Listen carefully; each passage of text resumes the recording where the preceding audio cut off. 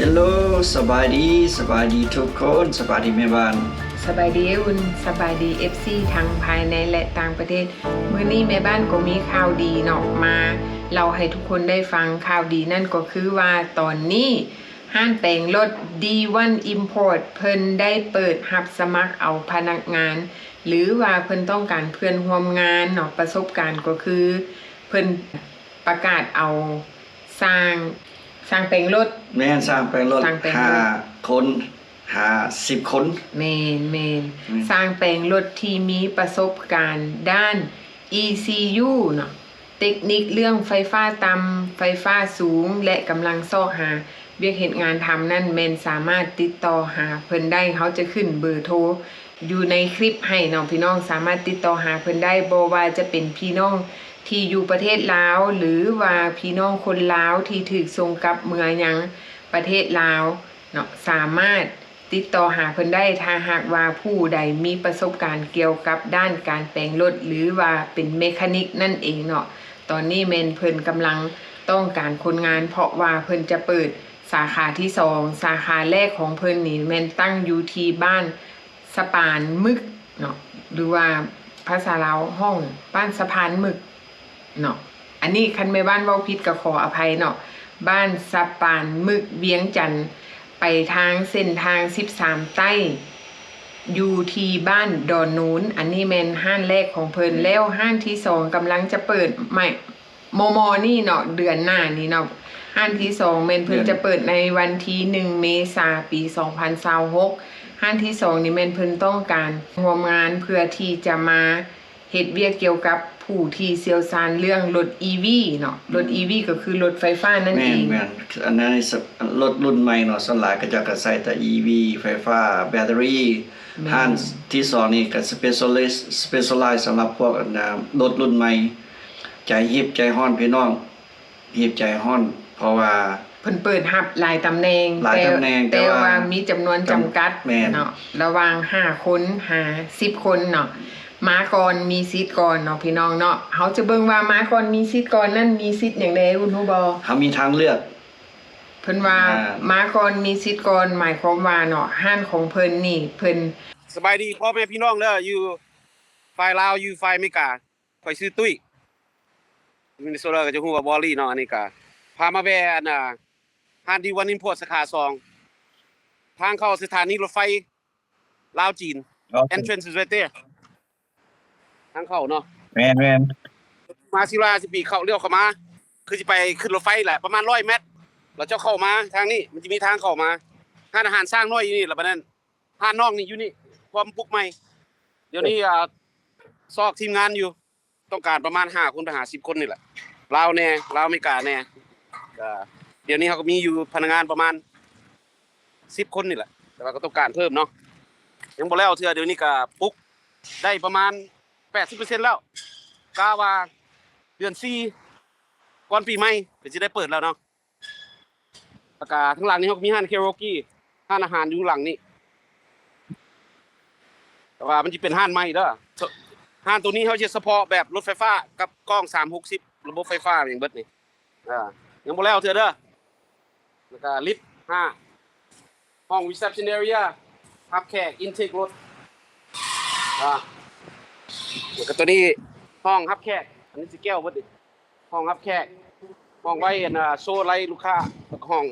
ไว้เครื่องตัวนั้นข้างหลังเป็นออฟฟิศกระหม่องพักผ่อนแต่ว่าลิฟต์อยู่หั่นแล้วก็สิแก้วเบิดเลี้ยวไปนี่ก็ไปทางเป็นรถไฟเลยนี่ลาวจีนสร้างก่อสร้างเฮามาแต่เช้าก็มีเวลาก็มาแวะหากันเด้อพี่น้องเด้อใครมีลูกหลานอ้ายน้องต้องการเวียกมาสมัครมาพวกเฮาก็มามีหม่องพักให้น้องปลาเข้าเช้าเข้าสวยรับผิดชอบเบิดมาจอยกันเด้อโอเคดีโอเคดีเนาะพี่น้องเดือน4เดือน4เปิดห้านเนาะ Grand Open นึงสิไปจอยนำเด้อเดือน4เด้อได้มาเลยปีใหม่เด้เอามาเลยนี่โอเคเนาะแล้วเทื่อดอกแต่ว่าแม่ประมาณเดือน4ก็สิแล้วล่ะโอ้งานใหญ่เนาะงานใหญ่หรูหราดี แล้วก็ค่อยไปไล่ค่อยไปค่อยเฮ็ดค่อยไปเอา ไปเด้อพนังไท ลาวย นี่ลาวพัฒนาหลายแล้วลาวพัฒนาหลายแล้ว โอเค เซฟ ดีเด้อง ามหลายอีลาวน่ะ ใจฮ้อนที่ไปเด้อที่ไปสมัครงานเด้อไปโทรไปหาหัวหน้าเพิ่นเด้อไปซ่าแล้วบ่ทันมาบ่สมัครก็มากินข้าวกันได้ ได้ น้องมากินข้าวกันส่วนอาหารเฮาก็อยู่นี่เด้มาส่วนอาหารก็สิปรับแปลงใหม่ซอบไม่ครัวอยู่นั่นก็เฮ็ดอาหารแซ่บไปเฮ็ดอาหารแซ่บอยากมาสมัครก็มา อันนี้แม่นดินของมันตุ้ยเลยบ่นี่ บ่ดินตัวนี้เป็นของอ้ายเฮาข้างหลังนี่น่ะ โอเค ข่อยบ่มีเงินซื้อดอกของอ้ายเฮาอันนี้ก็มีห้องคาราโอเกะนี่ก็เจ้าก็ร้องเพลงอยู่นี่เต็ม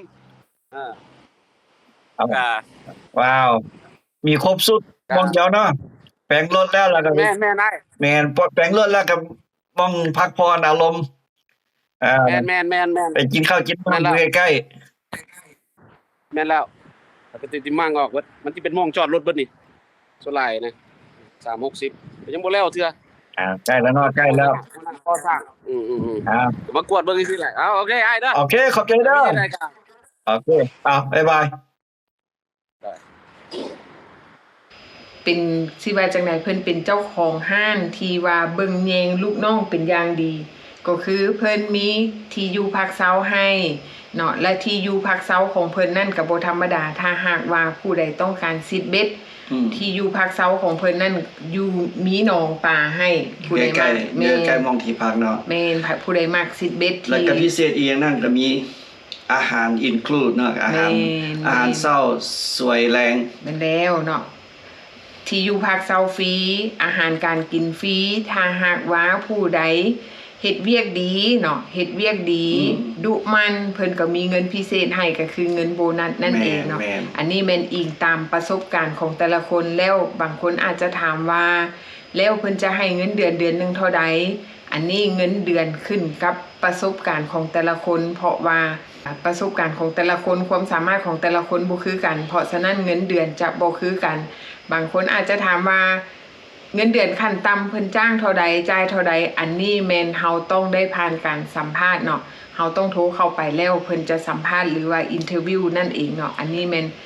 ต้องไปถามเจ้าของห้านเพิ่นว่าเพิ่นจะสัมภาษณ์เฮาแบบใดและเงินเดือนขั้นเริ่มต้นขั้นพื้นฐานนี่อันนี้แม่นขึ้นกับข้อตกลงระหว่างนายจ้างและลูกจ้างแม่นอันนี้ก็พิเศษเด้อน้องพี่น้องนะห้านเจ้าของห้านนี่เฮาก็เคยไปห้านเพิ่นแล้วเขาก็เลยเคยได้ไปกินข้าวกินน้ำนำเพิ่นนี่รับรองว่าเพิ่นใจดีเพิ่นเทคแคร์ลูกน้องเพิ่นได้ดีแม่นอกจากนั้นที่ผ่านมาเพิ่นก็ได้รับพี่น้องคนลาวเฮาที่ถูกส่งกลับเมือง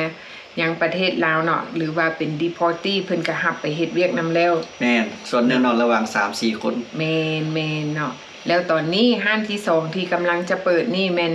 บางคนก็อาจจะอยากฮู้ว่าตั้งอยู่ไสห้านที่2แม่นตั้งอยู่ทางหลวง450ปีบ้านโซกใหญ่ทางเข้า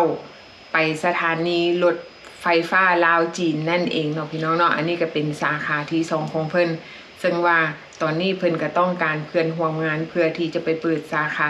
2ถือว่าสาขานี้เป็นสาขาที่แปลงเฉพาะรถ EV ก็ว่าแม่นเนาะเพราะว่าปัจจุบันนี้คนลาวเฮาเนาะก็พากันใช้รถ EV หลายขึ้นแม่นรถทันสมัยเนาะแม่นแล้วก็สำหรับห้านที่2นี่เพิ่นตั้งใหม่แบบ brand new ทุกสิ่งทุกอย่างใหม่หมดเพิ่นติดตั้งมาเริ่มใหม่เบิดจากดินที่บ่มีหยังที่เพิ่นตั้งเป็นแบบbrand new เพิ่นตั้งห้านนี้ขึ้นมาโดยเฉพาะคันแม่นเทียบใส่อยู่อเมริกาก็สิแม่นห้านดิสคาวน์ไทยคล้ายๆแบบนั้นแม่นห้านแปลงรถก็สิได้รับได้หลายอย่างเนาะแบบสมมุติว่าเฮาไปเป็นห้างแปลงรถห้างบริษัทคือว่า Toyota บ่มีหยังคือซั่นก็จะสิเป็นบริการสิใช้บริการคล้ายๆแบบนั้นเพราะว่าเพิ่นจะเปิดเป็นศูนย์แปลงรถห้าง EV โดยเฉพาะหรือว่า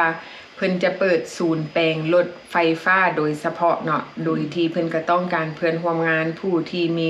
ประสบการณ์แล้วรู้เรื่องเกี่ยวกับไฟฟ้าสูงไฟฟ้าต่ำ คนที่มีประสบการณ์แล้วก็ฮู้เกี่ยวกับเรื่องระบบไฟของรถว่าซั่นซะ แม่นฮู้ยินเพิ่นว่าอยู่ห้านนั้นเพิ่นก็สิมีหม้องกินน้ำมีกินอาหาร โอ้ อยู่ใกล้ๆแปลว่าห้านนี้เพิ่นก็วางโครงการได้ดี เพิ่นอยากเพิ่นสิเฮ็ดแบบระบบอเมริกา แม่นคือเฮาไประบบอเมริกาเนาะมีน้ำให้กินบ่ตอนเฮาเข้าไปรอท่า แม่น customer แปลงรถให้เฮามันบ่ล่ะ โอ้มีห้านกาแฟจังซี่เนาะ ห้านกาแฟ คักๆๆๆเฮาคือสิได้ไปเยี่ยมยามอยู่เนาะคันเฮามีโอกาส เปิดใจ คันเฮามีโอกาส แม่นหรือสิส่งไอ้อุ่นไปเหตุการณ์อยู่หั่นวะ ไอ้อุ่นก็มีประสบการณ์แปลงรถเป็นอยู่ แปลงพอได้แต่ว่าเขาบ่ทันสมัยคือเพิ่นเนาะ แม่นเนาะ แต่ว่าจังได๋ก็อย่าเนาะพี่น้องก็ครับเพราะว่าจะ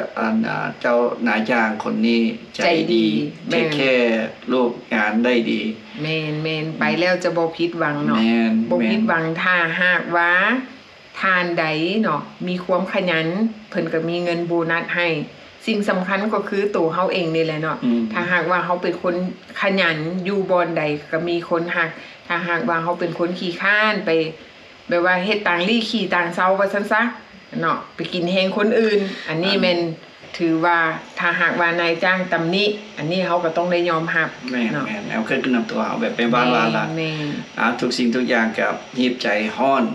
ได้ยินข่าวนี้แล้วก็บอกหมู่บอกครูฮู้จักฮู้ยินมาจากช่องอุนิเท็กซัส แม่น อาจจะมีพิเศษเนาะ แม่นเนาะพิเศษแบบใด พิเศษเพิ่นฮู้จักกับเฮา อันนี้ใช้เส้นสายบ่ได้เนาะอันนี้แม่นแล้วแต่ว่าระหว่างนายจ้างกับลูกจ้าง อันนี้ขึ้นกับเพิ่นจะสัมภาษณ์เอาเองเนาะ แม่น ถ้าหากว่าผู้ใดเนาะมีพี่น้องที่ถูกส่งเมือยังประเทศลาวเฮาแล้วมีประสบการณ์เกี่ยวกับเรื่องการแปลงรถเป็นเมคานิก อันนี้ก็ให้รีบด่วนเนาะติดต่อหาญาติพี่น้องที่ถูกส่งเมือเพื่อว่าให้เขาเจ้ารีบฮ้อนใจเฝ้าไปสมัคร เพราะว่าอันนี้แม่นมาก่อนมีสิทธิ์ก่อนเพราะว่าเพิ่นเอาในจำนวนจำกัดแต่ตำแหน่งก็มีจำกัด ก็สำหรับเอาห้านเปิดใหม่เนาะระหว่าง5คน50คนเท่านั้น แม่น หีบฮ้อนใจเด้อพี่น้องเด้อ แล้ว หาโอกาสทองมันมีน้อย แม่น และอีกอย่างหนึ่งมันก็เป็นโอกาสดีสำหรับคนลาวที่ถูกส่งเมือยังประเทศลาวเนาะพี่น้องเนาะเพื่อให้ได้มีเวียกเฮ็ดงานทำมีบ่อนพักผ้าอาศัยแล้วก็มีอาหารการกินให้พ แล้ว ร้อ ก็ ม เงินเดือนพร้อม มีเงินเดือนมีเงินโบนัสให้ อันนี้ถือว่าเป็นการดีอยู่บ่อนใดสำหรับคนลาวที่ถูกส่งกลับเมือยังประเทศลาวถ้าหากว่าทานใดที่สามารถเริ่มต้นชีวิตได้ไวเนาะมีเวียกเหตุงานทำที่เป็นหลักแรง อันนี้ถือว่าเป็นการดีเพื่อว่าเขาจะได้บัตรประจำตัวหรือว่าได้สัญชาติลาวนั้นไวขึ้น เพราะว่าเขามีนายจ้างเป็นผู้ค้ำประกันให้ว่า คนนี้เป็นคนดีมีเวียกเหตุงานทำมีที่อยู่ที่เป็นหลักแรงเฮ็ดให้ทางรัฐบาลเนาะเพิ่นเห็นว่าเฮานี่เป็นคนดีเนาะสามารถซอยตัวเองได้คุ้มตัวเองได้ หรือว่าบ่เป็นพิษภัยต่อสังคม อันนี้แม่นเพิ่นจะพิจารณาแบบเป็นพิเศษมันแตกต่างจากคนที่ส่งไปแล้วบ่มีเวียกเหตุงานทำเนาะอันนี้ถือว่ามันก็ต้องได้รอท่าดนบ่ต่างหยังก็เฮาอยู่สหรัฐอเมริกาการที่เฮาจะได้บัตรเขียวมันก็บ่เป็นเรื่องง่ายเนาะส่วนเฮาสิได้บัตรเขียวส่วนเฮาสิได้เป็นซิติเซนเฮาก็ต้องได้อยู่ไปตามกฎหมายไปตามระเบียบบ้านเมืองของเพิ่นเนาะปฏิบัติตามกฎของเพิ่นอันนี้มันก็เฮ็ดให้เฮาได้ไวขึ้นบ่ต่างหยังกับเฮาก็ไปอยู่ลาวคือกันเนาะเฮาปฏิบัติตามระเบียบกฎหมายบ้านเมืองเฮามีอาชีพมีเวียกเฮ็ดงานทำเพื่อรองรับเพื่อรับประกันว่าเฮาเป็นคนดีและเฮาก็บ่ได้สร้างความวุ่นวายเฮาบ่ได้ไปสร้างคดีเนาะอันนี้มันก็จะไวขึ้นถือว่าเป็นอีกอันนึงที่รับประกันให้เฮาเพื่อที่เฮาจะได้สัญชาติลาวไวขึ้นนั่นเองโอเคเนาะพี่น้องสู้ๆต้องไปไวๆไวเท่าไรแห่งดีให้ฟ้าวเนาะให้ฟ้าวโอเคเนาะพี่น้องเนาะอันนี้ก็ถือว่าเป็นข่าวดีอีกข่าวนึงที่เฮามาเล่าให้ทุกคนได้ฟังอย่าลืมอย่าพลาดกดไลค์กดแชร์ให้ช่องอุนิเท็กซัสเด้อเนาะพี่น้องเนาะเพื่อเป็นกำลังใจให้เฮาได้เฮ็ดคลิปดีๆออกมาให้ทุกคนได้เบิ่งเนาะพี่น้องบอกกันใหม่คลิปหน้าบ๊ายบาย